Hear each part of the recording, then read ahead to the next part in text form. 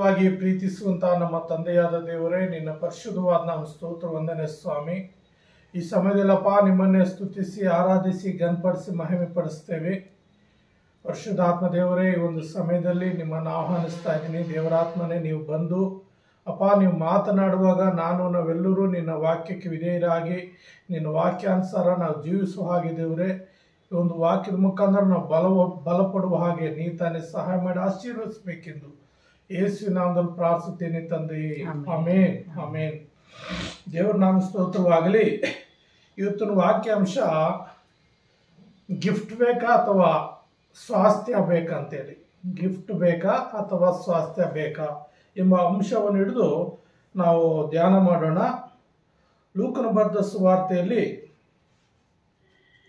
15ನೇ ಅಧ್ಯಾಯ 18ನೇ ವಚನದಲ್ಲಿ ನಾವು ಸ್ವಲ್ಪ ಓದಿಕೊಳ್ಳೋಣ. 18ನೇ ವಚನ, ಲೂಕನ ಬರೆದ ಸುವಾರ್ತೆ 15ನೇ ಅಧ್ಯಾಯ 18ನೇ ವಚನದಲ್ಲಿ ಹೇಳುತ್ತೆ, ನನ್ನ ತಂದೆಯ ಬಳಿಗೆ ಹೋಗಿ ಅವನಿಗೆ, ಅಪ್ಪ, ಪರಲೋಕಕ್ಕೆ ವಿರೋಧವಾಗಿಯೂ ನಿನ್ನ ಮುಂದೆಯೂ ಪಾಪ ಮಾಡಿದ್ದೇನೆ, ಇನ್ನು ನಾನು ನಿನ್ನ ಮಗನೆನಿಸಿಕೊಳ್ಳುವುದಕ್ಕೆ ಯೋಗ್ಯನಲ್ಲ. ಪ್ರಿಯ ನನ್ನ ಸಹೋದರ ಸಹೋದರರೇ, ಇಲ್ಲಿ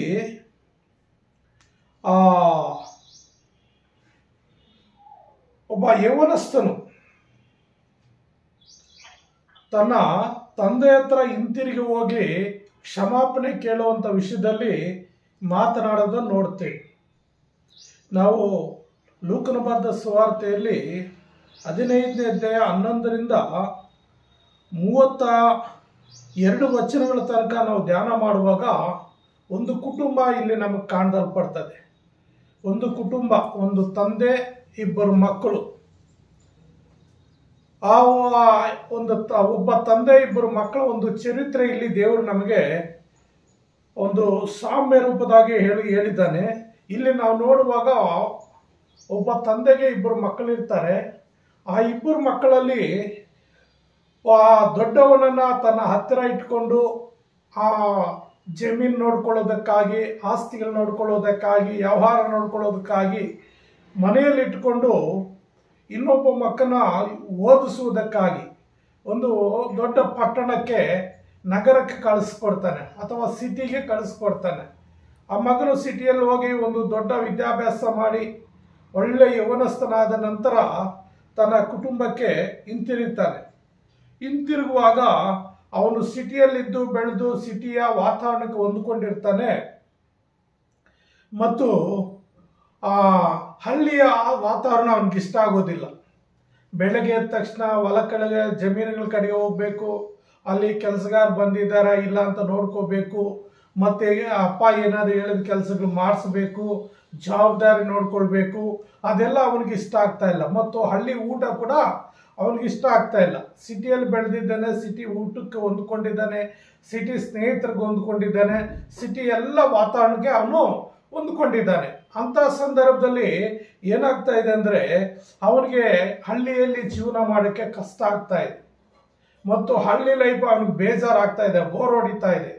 ಆದ್ರಿಂದ ಅವನು ಏನು ಮಾಡ್ತಾ ಇದ್ದಾನೆ ಅಂದರೆ, ತನ್ನ ತಂದೆ ಹತ್ರ ಬಂದು ಆ ಕಿರಿ ಮಗನು ಏನು ಹೇಳ್ತಾ ಇದ್ದಾನೆಂದರೆ, ಅಪ್ಪ, ನಾನು ಈ ಹಳ್ಳಿಯಲ್ಲಿ ಇರೋದಕ್ಕೆ ನನಗೆ ಇಷ್ಟ ಆಗ್ತಾ ಇಲ್ಲ, ಇಲ್ಲಿ ಜೀವನ ಮಾಡೋಕ್ಕೆ ನನಗೆ ಇಷ್ಟ ಆಗ್ತಾ ಇಲ್ಲ, ನನಗೆ ಸೆಟ್ ಆಗ್ತಾ ಇಲ್ಲ.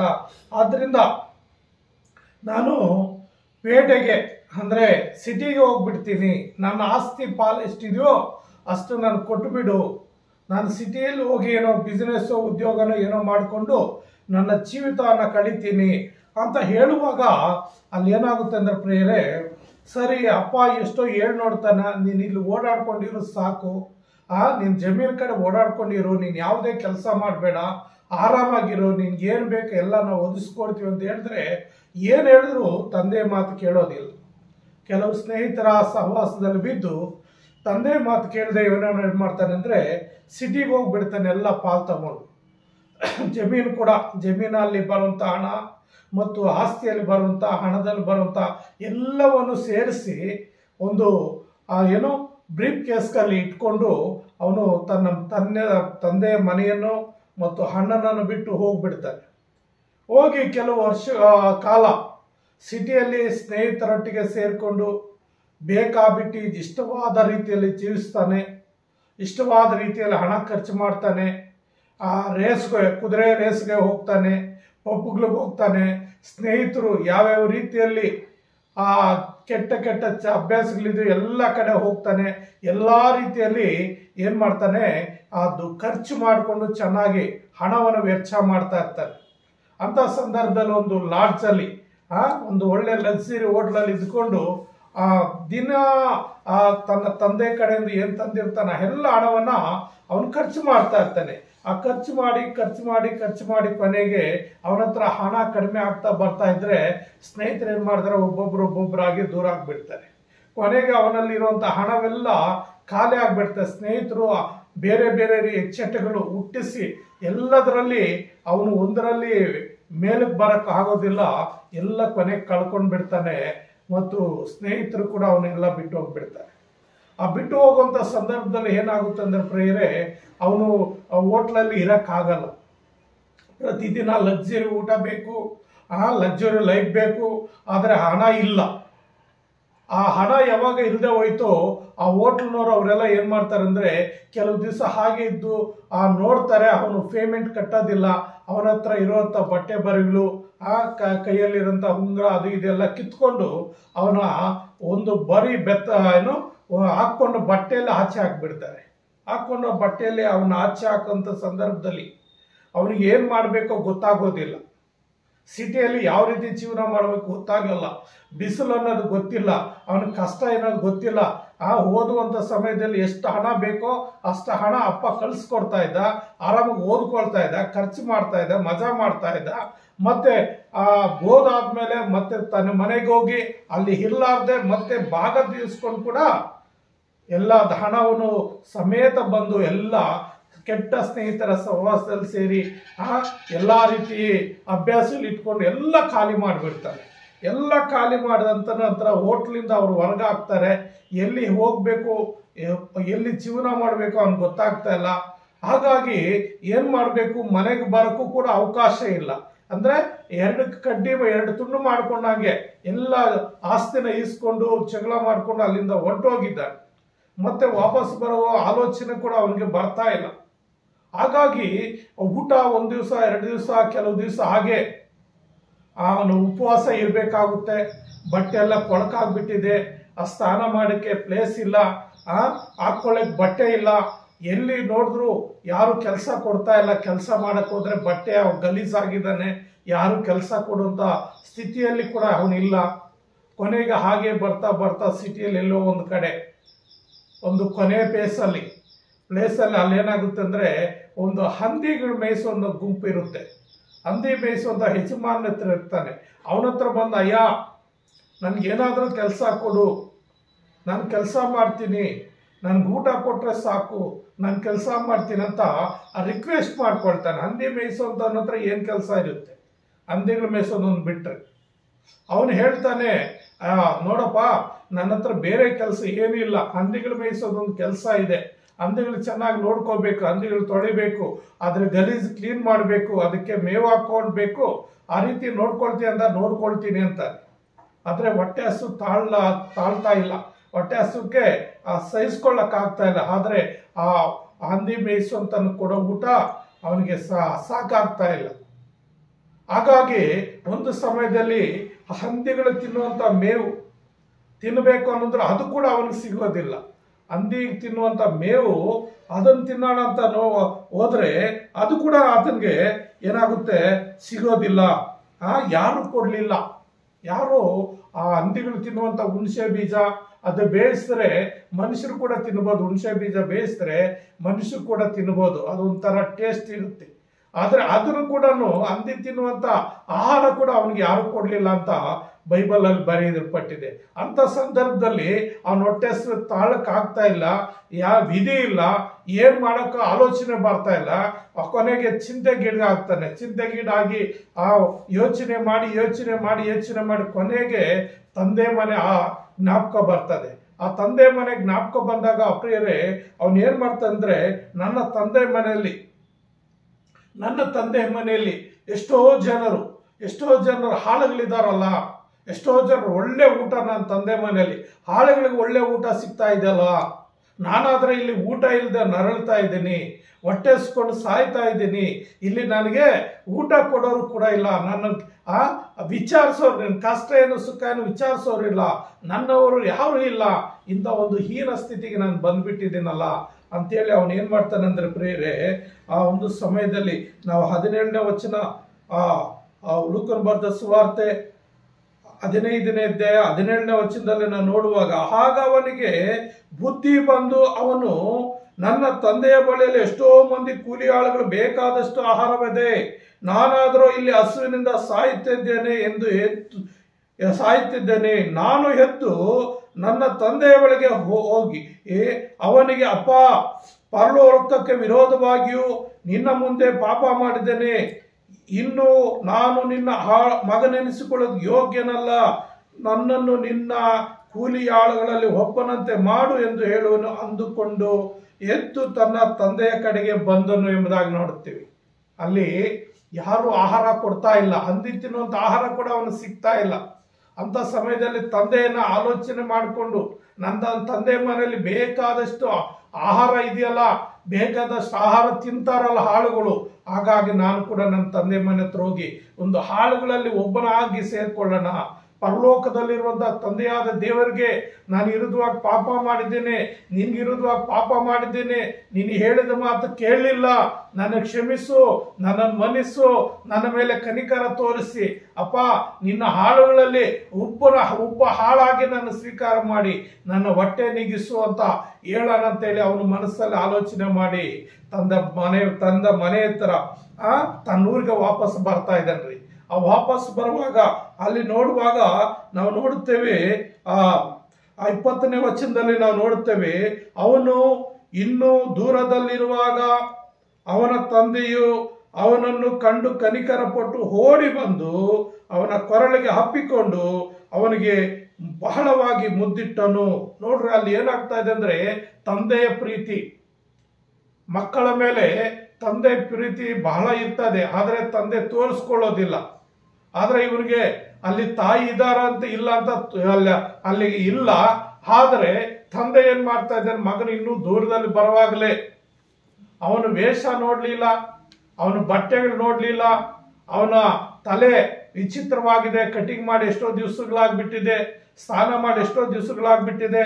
ಅಂತ ಒಂದು ಸಂದರ್ಭದಲ್ಲಿ ಅವನೇನ್ ಮಾಡ್ತಾ ಇದ್ದಾನೆ ಅಂದ್ರೆ, ಅವನ ತಂದೆ ಅವನು ಯಾವುದನ್ನು ನೋಡ್ಲಿಲ್ಲ, ಇನ್ನೂ ದೂರದಲ್ಲಿ ಬರ್ತಾ ಇದ್ದಾನೆ, ಮನೆ ಹತ್ರ ಆ ಬೀದಿಯಲ್ಲಿ ಬರ್ತಾ ಇದ್ದಾನೆ, ಆಗಲೇ ನನ್ನ ಮಗನು ಬರ್ತಾ ಇದ್ದಾನೆ ಅಂತ ತಂದೆ ಗುರುತಿಟ್ಕೊಂಡು ಏನ್ ಮಾಡ್ತಾ ಇದ್ದಾನೆ, ಓಡಿ ಹೋಗಿ ಅವನ ಕರುಳಿಗೆ ಅಪ್ಪಿಕೊಂಡು ಅವನು ಮುದ್ದಿಡ್ತಾ ಇದ್ದಾನೆ. ಅಯ್ಯೋ ನನ್ನ ಮಗನೇ, ಯಾವಾಗ ಏನಪ್ಪ, ಏನಾಯ್ತು, ಯಾಕಾಯ್ತು, ಏನು ನಿನ್ನ ಈ ದುಸ್ಥಿತಿ, ಯಾಕೆ ಹಿಂಗಾಯ್ತು, ಯಾಕೆ ನನ್ನ ನೆನಪು ಬರ್ಲಿಲ್ವಾ, ನೀನು ಬಂದ್ಬಿಡಕ್ಕಾಗ್ಲಿಲ್ವಾ, ನಾನು ಇರ್ಲಿಲ್ವಾ ಅಂತೇಳಿ ಎಷ್ಟೋ ಆತನ್ನ ಆಧರಿಸ್ತಾ ಇದ್ದಾನೆ, ಮುದ್ದಿಡ್ತಾ ಇದ್ದಾನೆ, ಸಂತೈಸ್ತಾ ಇದ್ದಾನೆ, ಒಂದು ಕಡೆ ಅಳ್ತಾ ಇದ್ದಾನೆ, ನನ್ನ ಮಗನ ಏನ್ ಹಿಂಗಾಗ್ಬಿಟ್ಟಿದ್ದಾನೆ, ಯಾಕೆ ನನ್ಗಿಂತ ಸ್ಥಿತಿ ಬಂತು ಹೇಳಿ ಅಂತ ಏನ್ ಮಾಡ್ತಾ ಇದ್ದಾನೆ ಅಂದ್ರೆ, ಅವನಿಗೆ ಮಗನಿಗೆ ಮುದ್ದಿಡ್ತಾ ಇದ್ದಾನೆ.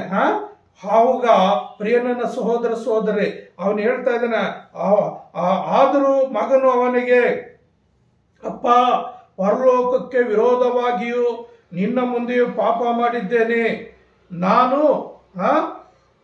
ಇನ್ನು ನಾನು ನಿನ್ನ ಮಗನೆನಿಸಿಕೊಳ್ಳೋದಕ್ಕೆ ಯೋಗ್ಯನಂದ ಹೇಳಲು ಅವನೇನು ಮಾಡ್ತಾ ಇದ್ದಾನೆ, ತನ್ನ ತಂದೆ ಹತ್ರ ತಗ್ಗಿಸ್ಕೊಳ್ತಾ ಇದ್ದಾನೆ. ಇವಾಗ ತಗ್ಗಿಸ್ಕೊಳ್ತಾ ಇದ್ದಾನೆ, ಏನಂತ ಹೇಳ್ತಾ ಇದ್ದಾನೆ, ಅಪ್ಪ ನಿನ್ನ ಮುಂದೆಯೂ ಒಂದು ನಿಮಿಷ. ಹಾಗಾಗಿ ಇಲ್ಲಿ ಏನ್ ಹೇಳ್ತಾ ಇದ್ದಾನೆ, ಅವನು ಇನ್ನು ದೂರದಲ್ಲಿ ಇರುವಾಗ ಅಪ್ಪನು ಬಂದು ಅವನು ಮುದ್ದಿಡುವಾಗ ಅವನೇನ್ ಹೇಳ್ತಾ ಇದ್ದಾನೆ, ಅಪ್ಪ, ಪರಲೋಕಕ್ಕೆ ವಿರೋಧವಾಗಿಯೂ ನಿನ್ನ ಮುಂದೆ ಪಾಪ ಮಾಡಿದ್ದೇನೆ. ಅಂದ್ರೆ ಪರಲೋಕದಲ್ಲಿ ಯಾರಿದ್ದಾರೆ, ದೇವರಿದ್ದಾನೆ. ಅಂದ್ರೆ ಪರಲೋಕಕ್ಕೆ ವಿರೋಧವಾಗಿ ಅಂದ್ರೆ ದೇವರಿಗೆ ವಿರುದ್ಧವಾಗಿ ಮತ್ತು ನಿನಗೂ ವಿರುದ್ಧವಾಗಿ ನಾನು ಪಾಪ ಮಾಡಿದ್ದೇನೆ. ದೇವರು ನನಗೆ ಒಳ್ಳೆ ಜ್ಞಾನ ಕೊಟ್ಟ, ಒಳ್ಳೆ ಎಜುಕೇಶನ್ ಕೊಟ್ಟ, ಒಳ್ಳೆ ತಲಾಂತ ಕೊಟ್ಟಿದ್ದ, ಒಳ್ಳೆ ಮನೆಯ ಮಗನಾಗಿ ಒಂದು ಒಳ್ಳೆ ಕುಟುಂಬದಲ್ಲಿ ನನ್ನನ್ನು ಜನಿಸುವ ಹಾಗೆ ದೇವರು ಮಾಡ್ದ, ಆದರೆ ದೇವರನ್ನು ಕೂಡ ನಾನು ತೊರೆದು ಬಿಟ್ಟೆ. ನೀನು ನನ್ನ ಎಷ್ಟೋ ಮುದ್ದಾಗಿ ಬೆಳೆಸಿದೆ, ಒಳ್ಳೆ ಎಜುಕೇಶನ್ ಕೊಟ್ಟೆ, ಚೆನ್ನಾಗಿ ಓದಲಿಕ್ಕೆ ನನಗೆ ಸಹಾಯ ಮಾಡಿಕೊಟ್ಟೆ, ಎಲ್ಲ ರೀತಿಯಲ್ಲಿ ನಾನು ಕೊಟ್ಟು ಮತ್ತು ಆಸ್ತಿಯಲ್ಲಿ ಕೂಡ ನಾನು ಪಾಲು ಕೊಟ್ಟೆ. ಆದರೆ ನಾನು ಕೆಟ್ಟವರ ಸಹವಾಸ ಸೇರಿ, ಪೋಲಿಗಳ ಸಹವಾಸ ಸೇರಿ, ವ್ಯಭಿಚಾರಿಗಳ ಸಹವಾಸ ಸೇರಿ ನಾನೇನಾಗ್ತಾ ಇದ್ದೀನಿ, ಹಾಳಾಗಿ ಹೋಗ್ಬಿಟ್ಟಿದ್ದೀನಿ. ನನ್ನ ಹತ್ರ ಎಲ್ಲ ಆಸ್ತಿಯನ್ನ ಹಾಳು ಮಾಡ್ಕೊಂಡಿದ್ದೀನಿ. ನಾನು ಪಾಪ ಮಾಡಿದ್ದೀನಪ್ಪ, ನಾನು ಪಾಪ ಮಾಡಿದ್ದೀನಿ, ನಿನ್ನ ಮಗನೆನ್ಸ್ಕೊಳ್ಳೋದಕ್ಕೆ ನಾನು ಯೋಗ್ಯನಲ್ಲ ಅಂತ ಹೇಳಿದ ತಕ್ಷಣ ಅವನು ಏನ್ ಮಾಡ್ತಾ ಇದ್ದಾನೆ, ತಂದೆಯೇ ಅವನಿಗೆ ಏನ್ ಮಾಡ್ತಾನೆ, ತಂದೆ ತನ್ನ ಹಾಳುಗಳಿಗೆ ಏನು, ತನ್ನ ಹಾಳುಗಳು ಯಾರೆಲ್ಲ ಇದ್ದಾರೆ ಬನ್ರಿ ಇಲ್ಲಿ, ಬೇಗ ಬನ್ರಿ ಅಂತೇಳಿ ಮಕ್ಕಳನ್ನ ಹಾಳುಗಳು ಕರೆಸಿ ಏನ್ ಹೇಳ್ತಾ ಇದ್ದಾನೆ ಇಲ್ಲಿ, ಶ್ರೇಷ್ಠವಾದ ನಿಲುವಂಗಿಯನ್ನು ತಟ್ಟನ್ನು ತಂದು ಇವನಿಗೆ ತೊಡಸ್ರಿ, ಇವನ ಕೈಗೆ ಉಂಗುರವನ್ನು ಹಿಡಿರಿ, ಮತ್ತು ಏನ್ ಹೇಳ್ತಾ ಇದ್ದಾನೆ, ಕಾಲಿಗೆ ಜೋಡು ಮೆಡ್ಸ್ರಿ, ಕೊಪ್ಪಿಸಿದ ಆ ಕರುವನ್ನು ತಂದು ಕೊಯ್ರಿ, ಹಬ್ಬ ಮಾಡೋಣ, ಉಲ್ಲಾಸ ಪಡೋಣ ಅಂತ ಹೇಳ್ತಾ ಇದ್ದಾನೆ. ನೋಡ್ರಿ ತಂದೆ ಪ್ರೀತಿ ಎಷ್ಟು ಪ್ರೀತಿ. ಬೇಗ ಬನ್ರಿ, ಈ ಬಟ್ಟೆಯಲ್ಲಿ ತೆಗಿರಿ, ಇವನ್ ಸ್ನಾನ ಮಾಡ್ರಿ, ಕಟಿಂಗ್ ಮಾಡಿಸ್ರಿ, ಇವನ್ ಒಳ್ಳೆ ಬಟ್ಟೆ ತೊಡಸ್ರಿ, ಮತ್ತು ಕೈಗೆ ಉಂಗುರವನ್ನು ತೊಡಸ್ರಿ, ಕಾಲಿಗೆ ಜೋಡ್ ಮೆಡ್ಸ್ರಿ, ಮತ್ತು ಏನ್ ಮಾಡಬೇಕು, ಆ ಕಬ್ಬಿದ ಕರುವನ್ನು ಕೊಯ್ರಿ, ಅಲ್ಲಿ ಕಬ್ಬಿದ ಕರುವನ್ನು ಕೊಯ್ರಿ, ಏನ್ ಹೇಳ್ತಾ ಇದ್ದಾನೆ, ಕೊಯ್ರಿ, ಹಬ್ಬ ಮಾಡೋಣ, ಉಲ್ಲಾಸ ಪಡೋಣ. ಯಾನಕ್ಕಾಗಿ ಹಬ್ಬ ಮಾಡೋಣ, ಉಲ್ಲಾಸ ಪಡೋಣ, ಈ ನನ್ನ ಮಗನು ಸತ್ತವನಾಗಿದ್ದನು, ತಿರುಗಿ ಬದುಕಿ ಬಂದನು, ಪೋಲಿ ಹೋಗಿದ್ದನು, ಸಿಕ್ಕಿದನು ಎಂದು ಹೇಳಿದನು. ಆಗ ಅವರು ಉಲ್ಲಾಸ ಪಡುವುದಕ್ಕೆ ತೊಡಗಿದರು ಎಂಬುದಾಗಿ ಬರೆಯಲ್ಪಟ್ಟಿದ್ದು. ಪ್ರಿಯ ನನ್ನ ಸಹೋದರರೇ, ಇಲ್ಲಿ ನಾವು ನೋಡುತ್ತೇವೆ, ಏನು ತನ್ನ ಮಗನು ವಾಪಸ್ ಬಂದಿದ್ದಕ್ಕೆ ಅವನು ಹಾಳಾಗಿ ಹೋಗಿದ್ದಾನೆ, ಅವನು ಕಳ್ಕೊಂಡಿದ್ದಾನೆ, ಅವನು ನಷ್ಟ ಹೊಂದಿದ್ದಾನೆ ಅಂತ ಏನು ಆಲೋಚನೆ ಮಾಡ್ತಾ ಇಲ್ಲ. ಏನ್ ಮಾಡ್ತಾ ಇದ್ದಾನೆ, ಅಲ್ಲಿ ತನ್ನ ಮಗನ ಸ್ವೀಕಾರ ಮಾಡಿಕೊಂಡು ಅವನ ವೇಷಭೂಷಣೆಲ್ಲ ತೆಗೆಸಿ ಅವನಿಗೆ ಹೊಸ ಬಟ್ಟೆ, ಹೊಸ ಉಂಗುರ ಮತ್ತು ಹೊಸ ಚಪ್ಪಲಿ ಮತ್ತೆಲ್ಲ, ಮತ್ತೆ ಅವನ ಹಳೆ ಸ್ಥಿತಿಯನ್ನು ಮೊದಲು ಹೆಂಗಿದ್ದನೋ ಆ ಸ್ಥಿತಿಗೆ ಅವನು ತರಿಸಿ ಏನ್ ಮಾಡ್ತಾ ಇದ್ದಾನೆ, ಕರುವನ್ನು ಕೊಯ್ಸಿ ಅಲ್ಲಿ ಎಲ್ಲ ಕೂಲಿಯವರು, ಮನೆಯಲ್ಲಿರೋರು ಎಲ್ಲರೂ ಸಂತೋಷ ಪಡೋಕ್ಕೆ ಅವರು ಸಿದ್ಧರಾಗ್ತಾ ಇದ್ದಾರೆ. ಅಲ್ಲಿ ಉಲ್ಲಾಸ ಪಡ್ತಾ ಇದ್ದಾರೆ. ಅವರೆಲ್ಲ ಏನ್ ಮಾಡ್ತಾ ಇದ್ದಾರೆ, ಒಂದು ದೊಡ್ಡ ಜಾತ್ರೆ ರೀತಿಯಲ್ಲಿ ಮಾಡ್ತಾ ಇದ್ದಾರೆ. ಕಾರಣ ಏನು, ಮಗನು ತಪ್ಪಿ ಹೋಗಿದ್ದನು, ಇವನು ಕಳೆದು ಹೋಗಿದ್ದನು, ನನ್ನನ್ನು ಬಿಟ್ಟು ಹೋಗಿದ್ದನು. ಹಾಗಾಗಿ ನಾವೇನ್ ಮಾಡ್ಬೇಕು, ಅವನಿಗೆ ಮತ್ತೆ ವಾಪಸ್ ಬಂದಿದ್ದಾನೆ ಅಂತೇಳಿ ತನ್ನ ತಂದೆ ಸ್ವೀಕಾರ ಮಾಡ್ತಾ ಇದ್ದಾನೆ. ಪ್ರಿಯ ನನ್ನ ಸಹೋದರರೇ, ಹಾಗೆ ಈ ಲೋಕದಲ್ಲಿ ನಾನಾ ರೀತಿಯಲ್ಲಿ ಪಾಪದಲ್ಲಿ ಬಿದ್ದು ನೀನು ನಾನು ನಾವೆಲ್ಲರೂ ದೇವರ ವಿರುದ್ಧವಾಗಿ ಎಷ್ಟೋ ರೀತಿಯ ಪಾಪಗಳು ಮಾಡಿ ನಶಿಸಿ ಹೋಗುವಂತ ನಮ್ಮಗಳನ್ನ ದೇವರೇನು ಮಾಡ್ದ, ಯಾರೋ ಒಬ್ಬರ ಮುಖಾಂತರ ಕರೆದು ನಮಗೆ ಒಂದು ರಕ್ಷಣೆ ಜೀವಿತವನ್ನು ಕೊಟ್ಟು, ನಮಗೆ ಒಂದು ಸ್ವಾಂತನ ಜೀವಿತವನ್ನು ಕೊಟ್ಟು, ಹೊಸ ಜೀವಿತವನ್ನು ಕೊಟ್ಟು ಏನ್ ಮಾಡಿದ್ದಾನೆ, ನಮ್ಮನ್ನ ಆತನ ಮಾರ್ಪಡಿಸ್ತಾ ಇದ್ದಾನೆ. ನಾವು ಇಲ್ಲಿ ಒಂದು ವಾಕ್ಯ ನೋಡುವಾಗ 2 ಕೊರಿಂಥ 5ನೇ ಅಧ್ಯಾಯ 17ನೇ ವಚನ ಏನ್ ಹೇಳ್ತದೆ, 2 ಕೊರಿಂಥ 5ನೇ ಅಧ್ಯಾಯ 17ನೇ ವಚನ, ಈಗಿರಲಾಗಿ ಯಾವನಾದ್ರೂ ಕ್ರಿಸ್ತನಲ್ಲಿದ್ದರೆ ಅವನು ನೂತನ ಸೃಷ್ಟಿಯಾದನು, ಇಗೋ ಪೂರ್ವ ಸ್ಥಿತಿ ಹೋಗಿ ಎಲ್ಲಾ ನೂತನವಾಯಿತು. ಹಾಲೆಲೂಯ. ಹೀಗಿರಲಾಗಿ ಅಂದ್ರೆ ನಮ್ಮ ಹಳೇ ಜೀವಿತನ ಬಿಟ್ಟು ನಾವು ಕ್ರಿಸ್ತನ ನಂಬಿ ಕ್ರಿಸ್ತನ ಮಕ್ಕಳಾಗಿ ಜೀವಿಸುವಾಗ ನಮ್ಮ ಹಳೆಯ ಜೀವಿತ ಹೋಗಿ ಎಲ್ಲ ನೂತನವಾಗ್ತದೆ. ಆದ್ರೆ ಈ ಮಗನಿಗೆ ಒಂದು ವ್ಯತ್ಯಾಸ ಇದೆ. ಇವನು ಹೊಸ ಜೀವಿತ ಇವನಲ್ಲಿ ಬೇಕಾಗಿಲ್ಲ. ಇವನು ಯಾಕಂದ್ರೆ ಮೊದಲು ಇವು ಹುಟ್ಟುತ್ತಾ ಕ್ರೈಸ್ತನಾಗಿರ್ತಾನೆ, ಕ್ರೈಸ್ತನ ಮಗನಾಗಿರ್ತಾನೆ. ಅದರಿಂದ ಪ್ರಿಯರೇ, ಇವನು ಏನಾಗಿದ್ದಾನಂದ್ರೆ ದೇವರ ಎಲ್ಲಾ ರೀತಿಯ ಆಶೀರ್ವಾದ ಇದೆ. ಆಶೀರ್ವಾದ ಹೊಂದಿ ಇವನೇನ್ ಮಾಡ್ತಾ ಇದ್ದಾನೆ, ಲೋಕಾನುಸಾರವಾಗಿ ತನ್ನ ಯೌವನ ಇಚ್ಛೆಗಳಿಗೆ ಒಳಗಾಗಿ, ಈ ಲೋಕದ ಆಸೆಗಳಿಗೂ ಒಳಗಾಗಿ ತಂದೆಯಿಂದ ಎಲ್ಲ ಆಶೀರ್ವಾದಗಳು ಪಡ್ಕೊಂಡು ಐಶ್ವರ್ಯವನ್ನು ಭಾಗ ಮಾಡ್ಕೊಂಡು ಹೋಗಿ ಲೋಕಾನುಸಾರವಾಗಿ ಆಚೆ ಎಲ್ಲ ಖರ್ಚು ಮಾಡಿ ಮತ್ತೊಂದು ಸಾರಿ ದೇವರ ಹತ್ರ ಬಂದಿದ್ದಾನೆ. ಪ್ರೇರೆ, ಒಬ್ಬ ಮನುಷ್ಯನಿಗೆ ಒಂದು ಸಾರಿ ರಕ್ಷಣೆ ಬಂದ ಮೇಲೆ ನಾವು ತುಪ್ಪಿ ಹೋಗ್ಬಾರ್ದು. ನೀನು ನಾನು ನಾವೆಲ್ಲರೂ ಒಂದು ಸಾರಿ ರಕ್ಷಣೆ ನಮ್ಮ ಹಳೆಯ ಜೀವಿತನ ಬಿಟ್ಟು ಹೊಸ ಜೀವಿತನ ನಾವು ಈ ಕ್ರಿಸ್ತನಲ್ಲಿ ಹೊಂದಿಕೊಂಡ ಮೇಲೆ ನಾವು ಕ್ರಿಸ್ತನಲ್ಲೇ ಜೀವಿಸಬೇಕು. ಕ್ರಿಸ್ತನ ಅನೇಕ ಸಾರಿ ಅನೇಕರಿಗೆ ಐಶ್ವರ್ಯ ಕೊಡುವಾಗ, ಅನೇಕರು ಆ ಸಿರಿ ಸಂಪತ್ತು ಕೊಡುವಾಗ ತಮ್ಮ ಹಳೆ ಸ್ಥಿತಿಯನ್ನು ಮರೆತು ಬಿಟ್ಟು ದೇವರು ನಾವು ಎಲ್ಲಿದ್ದೀವಿ, ದೇವರು ಎಲ್ಲಿ ತಗೊಂಡು ಬಂದಿದ್ದಾರಂತ ಬಿಟ್ಟು ಮತ್ತೆ ದೇವರು ತೊರೆದು ಬಿಟ್ಟು ಹೋಗ್ಬಿಡ್ತಾರೆ. ಮತ್ತೆ ತೊರೆದು ಹೋಗಿ ಮತ್ತೆ ಪಶ್ಚಾತ್ತಾಪಟ್ಟು ನನ್ನ ಕ್ಷಮಿಸಪ್ಪ, ನನ್ನ ತಪ್ಪಾಯ್ತು ಅಂತ ಮತ್ತೆ ಬಂದ್ರೆ ದೇವರು ಸೇರಿಸ್ಕೊಳ್ತಾನೆ, ಅಲ್ಲಿ ಗಿಫ್ಟ್ ಕೊಡ್ತಾನೆ ಅಷ್ಟೇ. ಇಲ್ಲಿ ಏನಾಗ್ತಾ ಇದೆ ಪ್ರಿಯರೇ, ಅಲ್ಲಿ ನೋಡುವಾಗ ನಾವು 25ನೇ ವಚನದಲ್ಲೂ, ಆದರೆ ಅವನ ಹಿರಿಯ ಮಗನು ಹೊಲದಲ್ಲಿದ್ದನು, ಅವನು ಮನೆಯ ಹತ್ರಕ್ಕೆ ಬರುತ್ತಿರುವಾಗ ವಾದ್ಯ ನರ್ತನಗಳನ್ನು ಕೇಳಿ ಹಾಳುಗಳಲ್ಲಿ ಒಬ್ಬನನ್ನು ತನ್ನ ಬಳಿಗೆ ಕರೆದು ಇದೇನು ಎಂದು ವಿಚಾರಿಸಿದನು. ಹಾಳು ಅವನಿಗೆ, ನಿನ್ನ ತಮ್ಮ ಬಂದಿದ್ದಾನೆ, ಇವನು ಸುರಕ್ಷಿತವಾಗಿ ಬಂದಿದ್ದರಿಂದ ನಿನ್ನ ತಂದೆಯು ಆ ಕೊಬ್ಬಿದಾಸಿದ ಕರುವನ್ನು ಕೊಯ್ಸಿದ್ದಾನೆ ಎಂದು ಹೇಳಿದ್ದನು. ಇದನ್ನು ಕೇಳಿ ಅವನಿಗೆ ಸಿಟ್ಟು ಬಂದು ಒಳಗೆ ಹೋಗಲಲ್ಲದೆ ಇದ್ದನು. ಆಗ ಅವನ ತಂದೆಯು ಹೊರಗೆ ಬಂದು ಅವನನ್ನು ಬೇಡಿಕೊಂಡನು. ಆದರೆ ಅವನು ತನ್ನ ತಂದೆಗೆ, ನೋಡು, ಇಷ್ಟು ವರ್ಷ ನಿನಗೆ ಸೇವೆ ಮಾಡಿದ್ದೇನೆ ಮತ್ತು ನಾನು ನಿನ್ನ ಒಂದಪ್ಪಣೆಯನ್ನಾದರೂ ಎಂದೂ ಮೀರಿಲ್ಲ. ಆದರೂ ನಾನು ನನ್ನ ಸ್ನೇಹಿತರ ಸಂಗಡ ಉಲ್ಲಾಸ ಪಡೋದಕ್ಕೆ ನೀನು ಎಂದು ನನಗೆ ಒಂದು ಹಾಡನ್ನಾದರೂ ಕೊಡಲಿಲ್ಲ. ಆದ್ರೆ ಸೂಳೆಯರನ್ನು ಕಟ್ಟಿಕೊಂಡು ನಿನ್ನ ಬದುಕನ್ನು ನುಂಗಿಬಿಟ್ಟ.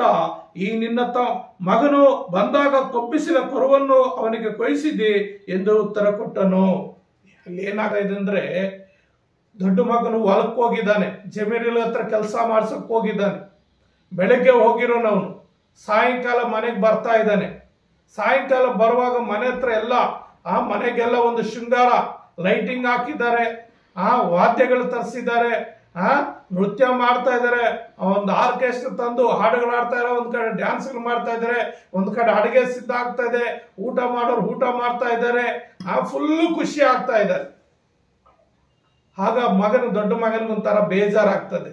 ಅರೆ, ನನ್ನ ಅಪ್ಪನಪ್ಪ ಒಂದು ಮಾತು ನಾನು ಮೀರಿಲ್ವೇ, ನಾನು ಹುಟ್ಟಿದಂದ್ರೆ ಎಲ್ಲಿ ಹೊರಗಡೆ ಹೋಗಿಲ್ವೇ, ನನ್ನ ಸ್ನೇಹಿತರೊಟ್ಟಿಗೆ ಯಾವತ್ತೂ ನಾನು ಯಾವುದೇ ಒಂದು ಸಣ್ಣ ಫಂಕ್ಷನ್ ಕೂಡ ಮಾಡ್ಕೊಡ್ಲಿಲ್ವೇ, ಸೆಲೆಬ್ರೇಷನ್ ಮಾಡ್ಕೊಳ್ಳಿಲ್ವೇ, ನಾನು ಸಂತೋಷ ಪಡ್ಲಿಲ್ವೇ, ನನ್ನ ಅಪ್ಪನ ಏನ್ ಹೇಳ್ತಾರೆ ಅದರ ಪ್ರಕಾರ ನಾನು ಜೀವಿಸ್ತಾ ಇದ್ದೀನಿ.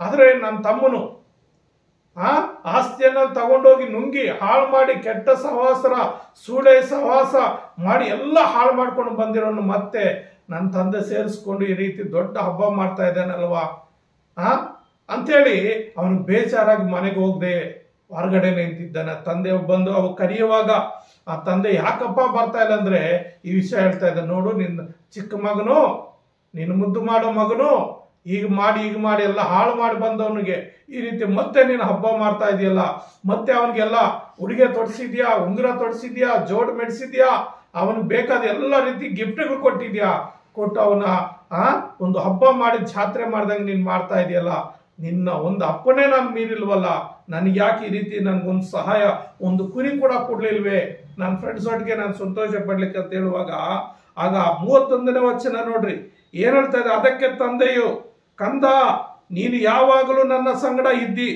ಮತ್ತು ನನ್ನದೆಲ್ಲ ನಿನ್ನದೇ. ಹಲ್ಲೆಲೂಯಾ. ನನ್ನ ಸಹೋದರ ಸಹೋದರಿಯರೇ, ಒಂದು ಸಾರಿ ದೇವರ ಬಳಿಗೆ ಬಂದಾಗ ದೇವರು ಕೊಟ್ಟಿದ್ರಲ್ಲಿ ನಾವು ತೃಪ್ತರಾಗಿ ದೇವರೊಂದಿಗೆ ಜೀವಿಸುವಾಗ ದೇವರೇನ್ ಮಾಡ್ತಾನೆ, ಅಲ್ಲಿ ತಂದೆ ಹೇಳ್ತಾ ಇದೆ ಮಗನಿಗೆ, ಮಗನೇ ಯಾವಾಗಲೂ ನೀನ್ ನನ್ನ ಸಂಗಡನೇ ಇದೆಯಲ್ಲ, ನೀನ್ ನನ್ನ ಸಂಗಡ ಇರೋದ್ರಿಂದ ನನಗೇನಿದೆಯೋ ಅದೆಲ್ಲ ನಿನ್ನದೇ, ನನಗೇನಿದೆಯೋ ಅದೆಲ್ಲ ನಿನ್ನದೇ.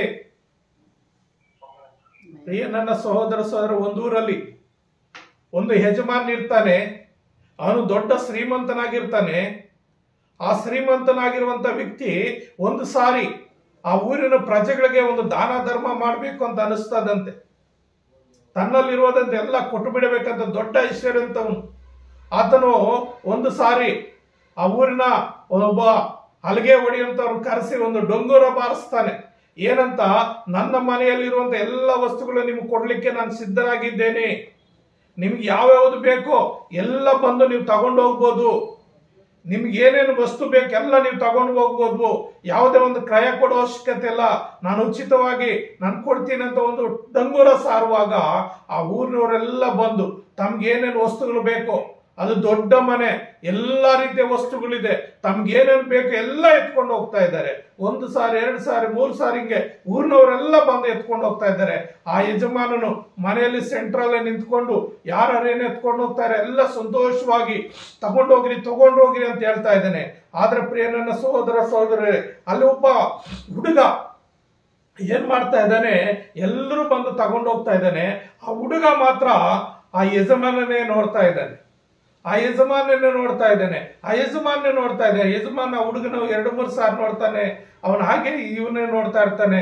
ಅವಾಗ ಯಾಕಪ್ಪ ನೋಡು, ಇವರೆಲ್ಲ ಅವ್ರಿಗೆ ಏನೇನ್ ಬೇಕು ಎಲ್ಲ ಇಟ್ಕೊಂಡು ಹೋಗ್ತಾ ಇದಾರೆ, ಇಷ್ಟು ದೊಡ್ಡ ಮನೆಯಲ್ಲಿ ನಿನಗೆ ಬೇಕಾಗಿದ್ದು ಏನು ಕಾಣಿಸ್ತಿಲ್ವೇ, ನಿನ್ಗಿದ್ರಲ್ಲಿ ಯಾವುದು ಬೇಕಾಗಿಲ್ವಂದ್ರೆ ನಿನ್ಗೆ ಏನ್ ಬೇಕೋ ಅದು ಎತ್ಕೊಂಡು ಹೋಗು, ನಾನು ಯಾವುದೇ ಕಾರಣಕ್ಕೂ ನಿನ್ಗೆ ಅಡ್ಡಿ ಮಾಡೋದಿಲ್ಲ, ನಿನ್ಗೇನ್ ಬೇಕೋ ಎಲ್ಲ ಎತ್ಕೊಂಡು ಹೋಗಂತ ಆ ಹುಡುಗನ ಕೇಳುವಾಗ, ಆ ಹುಡುಗನ್ಗೆ ಹೇಳುವಾಗ ಯಜಮಾನ್ಗೆ ಆ ಹುಡುಗನ ಒಂದು ಮಾತು ಕೇಳ್ತಾ ಇದ್ದಾನೆ, ಅಯ್ಯ ನಾನು ಏನ್ ಕೇಳಿದ್ರೆ ಅದನ್ನ ನಾನು ಕೊಟ್ಟು ಬಿಡ್ತೀಯಾ, ಖಂಡಿತವಾಗಲೂ ಕೊಡ್ತೀನಿ, ನಿನ್ಗೆ ಯಾವ್ದು ಇಷ್ಟನೋ ಅದನ್ನ ನೀನ್ ಧಾರಾಳವಾಗಿ ತಗೊಂಡು ಹೋಗ್ಬೇಕು ಅಂತ ಹೇಳುವಾಗ ಆ ಹುಡುಗ ಆ ಮನೆಯಲ್ಲಿರುವಂತ ವಸ್ತುಗಳು ನೋಡ್ಲಿಲ್ಲ.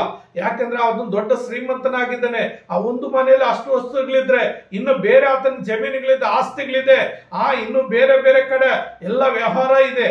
ಹಾಗಾಗಿ ಆ ಹುಡುಗನ ಏನ್ ಮಾಡ್ತಾನಂದ್ರೆ ಆ ವಸ್ತುಗಳನ್ನ ಇಷ್ಟಪಡ್ಲಿಲ್ಲ, ಹೋಗಿ ಆ ಯಜಮಾನನೇ ಬಾಚಿ ತಪ್ಪಣ್ಣಂತೆ, ಅಯ್ಯ ನನಗೆ ನೀನೇ ಬೇಕು, ಈ ವಸ್ತುಗಳು ಬೇಕಾಗಿಲ್ಲ, ನೀನೇ ಬೇಕು ನನಗೆ ಅಂತ ಹೋಗಿ ಆ ಯಜಮಾನನ ಬಾಚಿ ತಪ್ಪಣ್ಣಂತೆ. ಆ ಸಮಯದಲ್ಲಿ ನೋಡ್ರಿ ಇಲ್ಲಿ ಏನಾಗುತ್ತಂದ್ರೆ ಅವರು ಲೋಕದಲ್ಲಿರುವಂತ ಕೆಲವು ವಸ್ತುಗಳು, ಆ ಮನೆಯಲ್ಲಿರುವಂತ ಕೆಲವು ವಸ್ತುಗಳು ಇಷ್ಟಪಟ್ರು. ಆದ್ರೆ ಆ ಹುಡುಗನು ನೀನೇ ಯಜಮಾನನಾಗಿರುವಾಗ ನಿನ್ಗೆ ಎಷ್ಟೋ ಇದೆ ಅದೆಲ್ಲ ನನ್ನದೇ ಆಗುತ್ತದಲ್ಲ, ಹಾಗಾಗಿ ನೀನೇ ನನಗೆ ಬೇಕು ಅಂತ ಹೇಳ್ದಂತೆ. ಆ ಒಂದು ಕತೆ ಇಲ್ಲಿ ನಮ್ಗೊಂದು ಎಕ್ಸಾಂಪಲ್ ಆಗ್ತಾ ಇದೆ. ಆ ಮಗನ ಏನ್ ಹೇಳ್ತಾ ಇದೆ, ಆ ತಂದೆ ಆ ಮಗನ್ಗೆ ಏನ್ ಹೇಳ್ತಾ ಇದೆ, ಕಂದ ನೀನು ಯಾವಾಗ್ಲೂ ನನ್ನ ಸಂಗಡ ಇದ್ದಿ ಮತ್ತು ನನ್ನದೆಲ್ಲ ನಿನ್ನದೇ. ಪ್ರಿಯ ನನ್ನ ಸಹೋದರಿ, ನಾವು ದೇವರ ಮಕ್ಕಳಾಗಿರುವಾಗ ಈ ಲೋಕದಲ್ಲಿ ನಿಮ್ಗೆ ಬಡತನ ಇರ್ಬೋದು, ಈ ಲೋಕದಲ್ಲಿ ನಿಮ್ಗೆ ಕಷ್ಟ ಇರ್ಬೋದು, ಈ ಲೋಕದಲ್ಲಿ ನಿಮ್ಗೆ ಊಟ ಇಲ್ಲದೆ ಇರ್ಬೋದು, ಆದ್ರೆ ಕರ್ತನಾದ ಯೇಸು ಕ್ರಿಸ್ತನ ನಂಬಿ ಆತನ ನಾಮದಲ್ಲಿ ನೀನು ಜೀವಿಸುವಾಗ, ಆತನ ಮಗನಾಗಿ ಆತನ ಮಗಳಾಗಿ ನೀನು ಜೀವಿಸುವಾಗ, ಪ್ರಿಯ ನನ್ನ ಸಹೋದರ, ಆ ಯೇಸು ಕ್ರಿಸ್ತನಲ್ಲಿ ಏನಿದೆಯೋ ಎಲ್ಲ ನಿನ್ನದಾಗಿರುತ್ತದೆ. ಆ ದೇವರ ತಂದೆಯಾದ ದೇವರ ಹತ್ರ ಏನಿದೆಯೋ ಅದೆಲ್ಲ ನಿನ್ನದಾಗಿರುತ್ತೆ. ಅದೇ ಆ ಮಗನು ತಂದೆ ಬಳಿಯಲ್ಲೇ ಇದ್ದ. ಆ ತಂದೆ ಹೇಳ್ತಾ ಇದ್ದಾನೆ, ಕಂದ ನೀನು ಯಾವಾಗಲೂ ನನ್ನ ಹತ್ರನೇ ಇದೀಯಪ್ಪ, ನನ್ನೆಲ್ಲದೆಲ್ಲ ನಿನ್ನದೇ. ಇವನು ತಪ್ಪು ಹೋಗಿದ್ದನು, ಮತ್ತೆ ಬಂದಿದ್ದಾನೆ. ಅವ್ನಿಗೆ ಏನ್ ಸಿಗ್ತಾ ಇದೆ, ಒಂದು ಹೊಸ ಬಟ್ಟೆ ಸಿಗ್ತಾ ಇದೆ, ಒಂದು ಉಂಗುರ ಸಿಗ್ತಾ ಇದೆ, ಕಾಲಿಗೆ ಜೋಡ್ ಸಿಗ್ತಾ ಇರ್ಬೋದು, ಆವತ್ತು ಆ ಒಂದು ಹಬ್ಬ ಮಾಡ್ಕೋಬಹುದು. ಆದ್ರೆ ಅವನು ಆ ತಂದೆ ಇರೋ ತನಕ, ಒಂದು ವೇಳೆ ಅವನಿರೋ ತನಕ ಆ ತಂದೆ ಮನೆಯಲ್ಲಿ ಊಟ ಮಾಡ್ಕೊಂಡಿರ್ಬೋದು, ಅವನ್ ಜೀವನ ಮಾಡ್ಬೋದು.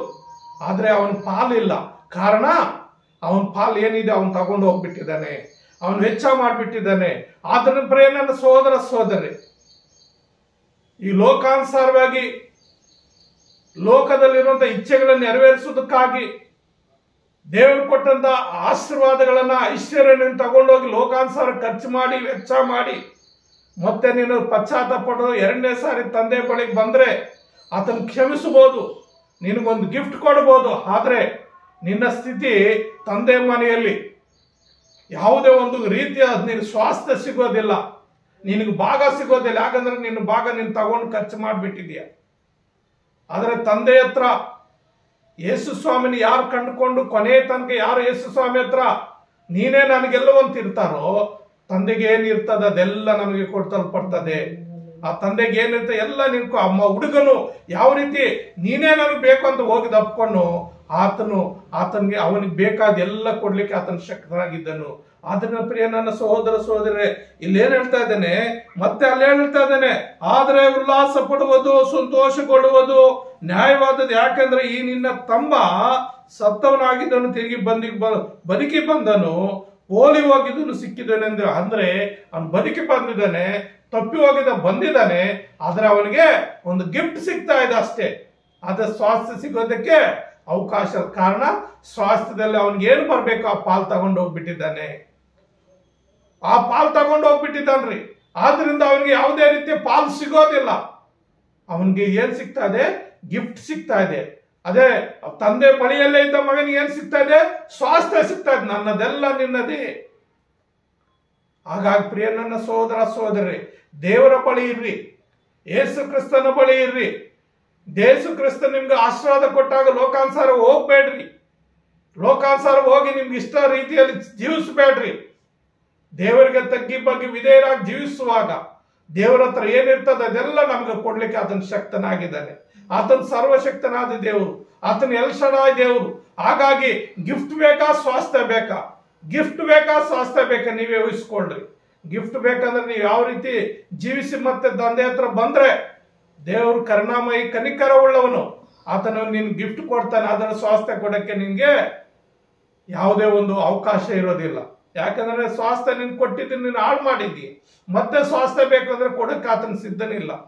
ಯಾರು ಕೊನೆ ತನಕ ಆತನೊಟ್ಟಿಗೆ ಜೀವಿಸ್ತಾರೋ ಅವ್ರಿಗೆ ಸ್ವಾಸ್ಥ್ಯ ಕೊಡ್ತಾನೆ. ಆದ್ರಿಂದ ಪ್ರಿಯ ನನ್ನ ಸಹೋದರ ಸಹೋದರರೇ, ಈ ಒಂದು ಸಾಮ್ಯದಲ್ಲಿ ನಾವು ತಿಳಿದುಕೊಳ್ಬೇಕಾದ್ರೆ ಅಂದ್ರೆ ನಾವು ಯೇಸು ಕ್ರಿಸ್ತನ ಕಂಡುಕೊಂಡ ಮೇಲೆ ಕೊನೆ ತನಕ ನಿತ್ಯ ಜೀವಿತ ಸೇರೋ ತನಕ ಆತನ ಜೊತೆಯಲ್ಲೇ ಇದ್ದು ಆತನಿಗೆ ಇಷ್ಟವಾದ ರೀತಿಯಲ್ಲೇ ನಾವು ಜೀವಿಸಬೇಕು. ಆತನಿಗೆ ಇಷ್ಟವಾದ ರೀತಿಯಲ್ಲಿ ಆತನ ತೋರಿಸಿ ಮಾರ್ಗದಲ್ಲೇ ನಡೀಬೇಕು.